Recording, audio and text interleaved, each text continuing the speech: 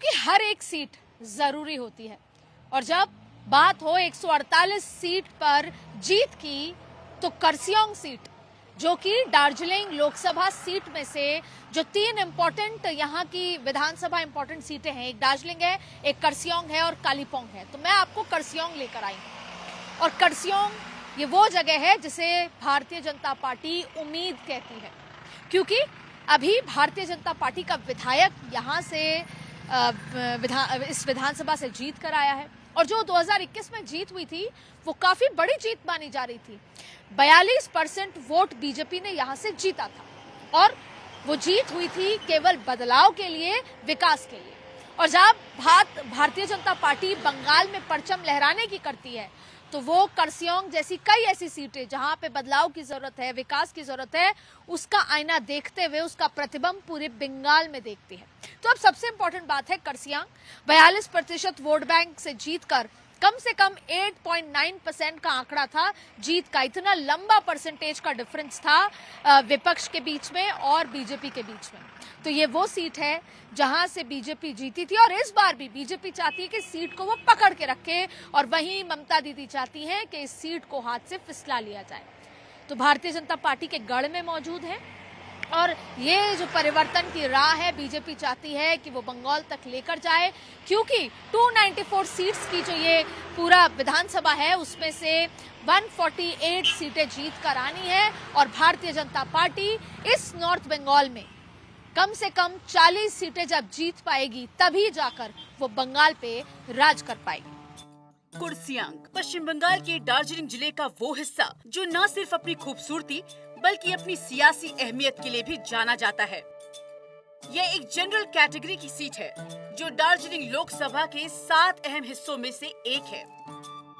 Kurseong municipality से लेकर मिरिक, रंगली और रंगलियोट तक फैला ये इलाका 1991 से अब तक 17 विधानसभा चुनाव का गवाह रहा है। यहाँ की सियासत ने कई रंग देखे हैं, क्षेत्रीय दलों के उभार से लेकर राष्ट्रीय पार्टियों के दबदबे तक। कुर्सियांग का सियासी मिजाज गोरखा लीग और जीएनएलएफ ने 4 बार जीत दर्ज की। सीपीआई और सीपीआईएम ने कुल 5 बार जीत दर्ज की। 2011-2016 में रोहित शर्मा लगातार 2 बार जीते। 2021 में बीजेपी के विष्णु प्रसाद शर्मा ने जीत दर्ज कर पासा पलट दिया। संसदीय चुनाव की बात करें तो यहाँ का ट्रेंड हैरान करने वाला है। 2009 से लेकर 2024 तक लोकसभा चुनाव में बीजेपी यहाँ एक तरफा बढ़त बनाए हुए है। जहाँ 2009 में जीत का अंतर 1,35,000 से ज्यादा था, वहीं 2024 में भी बीजेपी ने 38,000 से ज्यादा वोटों की लीड बरकरार रखी है। बंगाल का वो हिस्सा जिसे चिकन नेक कहा जाता है, आज सियासत का अखाड़ा बैटलफील्ड बन चुका है। 54 सीटें हैं इस पूरे इलाके में और इन 54 सीटों में जो सेंधमारी करेगा वो किंग मेकर या उसका खेल बिगड़ जाएगा। यानी ये 54 सीटें किसी को भी सियासत में राजा या रंक बनाने के काबिल है। अच्छा, जो चाय के बागान हैं इस इलाकों के, वो सिर्फ खुशबू नहीं देते, वो वोट भी देते हैं और इसीलिए चाहे ममता बनर्जी हो, चाहे नरेंद्र मोदी हो, उन्होंने सब कुछ दांव पे लगाया है और ये कहा है। सीएए की बात बीजेपी ने की है, सीएए का दाव चला है। साथ में उन्होंने जो यहाँ के राजवंशी वोटर्स हैं उनको विकास और आगे बेहतर जीवन की बात कही है। वहीं ममता बनर्जी ने सबसे बड़ा जो इमोशनल मुद्दा है कि बंगाल का विभाजन नहीं होने देंगे, इसकी बात कही। उन्होंने भी विकास की चाय सुंदरी योजना से लेकर तमाम वो बातें कही जिससे वो अपने वोट बैंक को वापस अपने पास ला सकें बीजेपी से। और बीजेपी यहाँ का जो वोट बैंक अभी तक हासिल कर चुकी है उसको बढ़ाए या कम से कम उस पुराने वोट बैंक पर टिकी रहे, इसकी जद्दोजहद इस इलाके में चल रही है। ये वो इलाका है जो बीजेपी को सत्ता की चाबी दिला सकता है, बशर्त है कि ये इलाका, यहाँ के राजवंशी वोटर्स, गोरखा वोटर्स, चाय बागानों के मजदूर बीजेपी को बम्पर वोट दें। तो वहीं ममता बनर्जी बीजेपी को सत्ता से दूर रख सकती है अगर वही राजवंशी वोटर्स, वही चाय सुंदरी योजना के संबंधित जो लोग हैं, जो योजना का लाभ ले रहे हैं, वो इस बार ममता के पाले में आकर खड़े हो जाएं। यही चमत्कार अब देखना बाकी है कि वोटर्स जो कि चुप है, क्योंकि मैं यहाँ आई हूँ, मैं देख रही हूँ कि वोटर चुप रहकर 23 तारीख को वोट करने जाएगा और वहीं पर जो मन में है बात उस बटन पर दबा देगा अपना हाथ।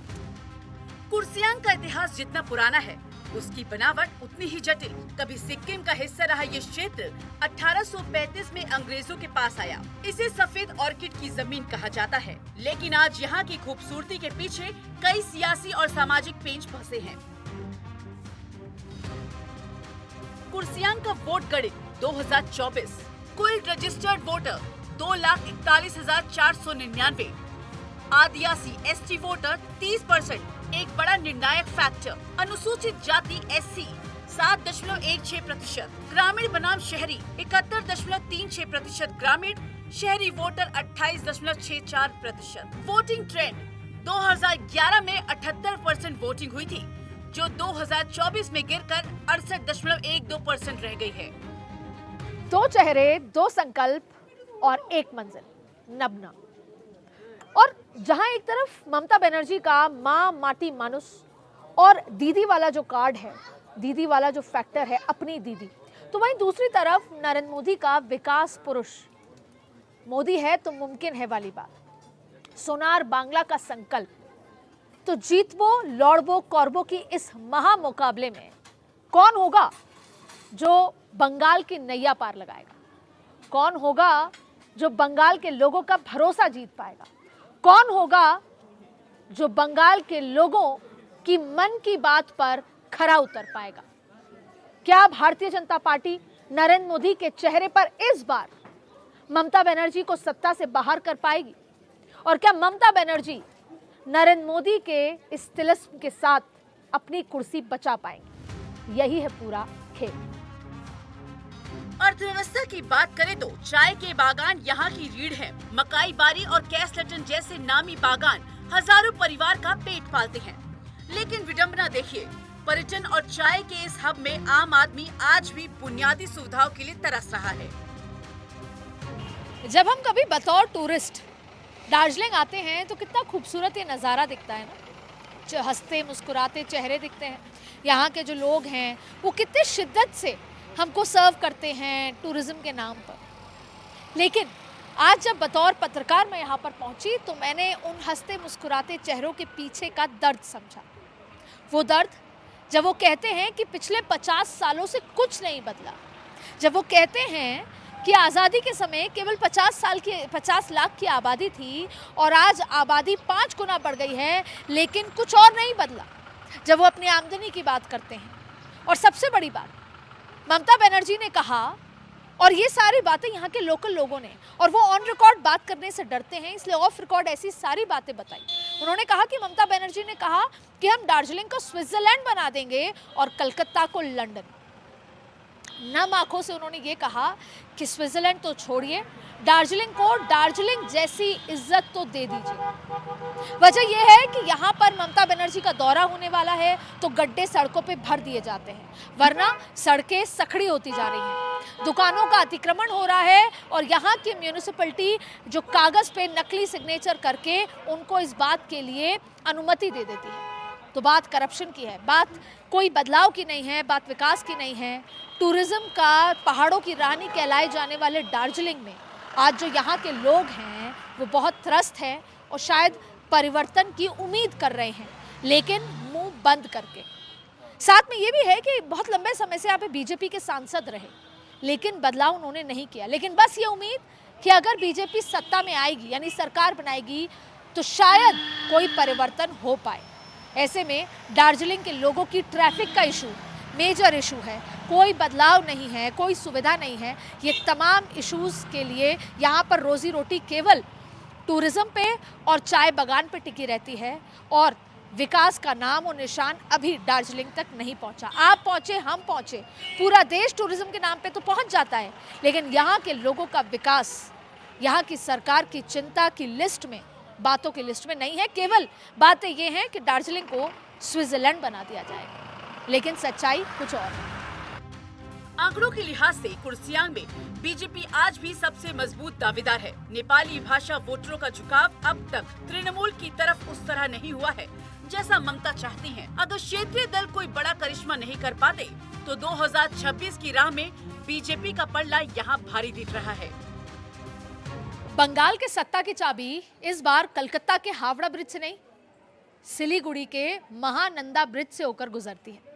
और इस बार नॉर्थ बंगाल में बीजेपी ने अपना पुराना प्रदर्शन अगर दोहरा दिया तो दीदी के लिए ये राह बिल्कुल आसान नहीं होगी। और अगर दीदी ने यहां पर सेंधमारी कर दी तो 2026 की जो तस्वीर है वो बिल्कुल अलग होने वाली है, जिसकी आवाज देश की राजनीति तक भी गूंज सकती है। चुनाव के वक्त नॉर्थ बंगाल की राजनीति सिर्फ पार्टियों की नहीं बल्कि यहाँ की जातियों और उसकी पहचान की राजनीति भी सबसे अहम हो जाती है। जो ये नॉर्थ बंगाल की राजनीति है वो सिर्फ पार्टियों की नहीं, समाज की भी राजनीति है, जातियों की। जैसे दो निर्णायक जातियां, राजवंशी और मतवा समाज, जो बहुत निर्णायक अपनी भूमिका निभाते हैं यहाँ पर, जिसमें सीसीए वर्सेस पहचान की राजनीति है। फिर दूसरा अगर बात करें तो गोरखा और आदिवासी की अगर बात करें, गोरखालैंड एक बहुत बड़ा मुद्दा है। और चाय की खुशबू और वोटों में तब्दील हो जाना, वो चाय की खुशबू, वहाँ के बगानों के लोग वोट में तब्दील होते हैं, इसलिए वो बहुत महत्वपूर्ण है। और फिर सबसे बड़ी बात है मुस्लिम समुदाय, जो दिनाजपुर है, मालदा है, ये दो वो इलाके हैं जो बहुत निर्णायक होंगे। लेकिन यहाँ की राजनीति अलग तरीके से, अगर टीएमसी को वोट दिया तो बल्ले बल्ले टीएमसी की, और अगर यही वोट बैंक कांग्रेस और लेफ्ट में स्प्लिट हो जाता है तो बीजेपी को इसका फायदा मिलेगा। कुल मिलाकर यहाँ पर जो समाज जिस तरीके से वोट करेगा उसका जो पैटर्न होगा वो तय करेगा कि पूरे बंगाल पे राज कौन करेगा।